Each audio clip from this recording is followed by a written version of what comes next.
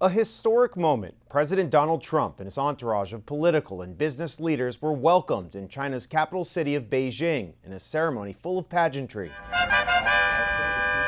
The president was greeted by the Chinese leader Xi Jinping in front of the Great Hall, a central landmark to the west of Tiananmen Square. The two world leaders then walked down a row of soldiers in an apparent show of force by China, and were then cheered on by jumping children holding flags from the U.S. and China. All this pomp and circumstance marking the first visit by a U.S. president to China since 2017 in President Trump's first term.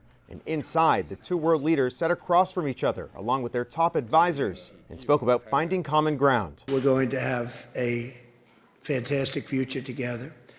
Such respect for China, the job you've done. You're a great leader. I say it to everybody. You're a great leader.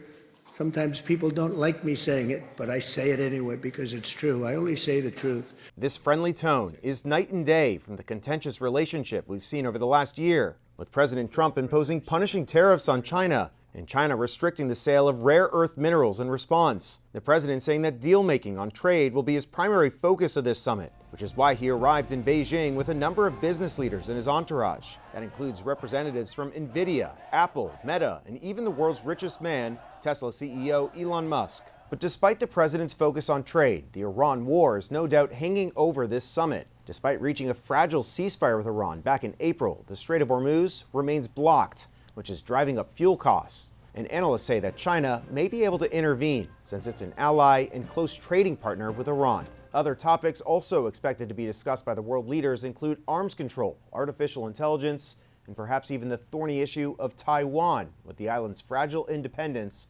potentially at risk. In Washington, I'm Koslof, Spectrum News.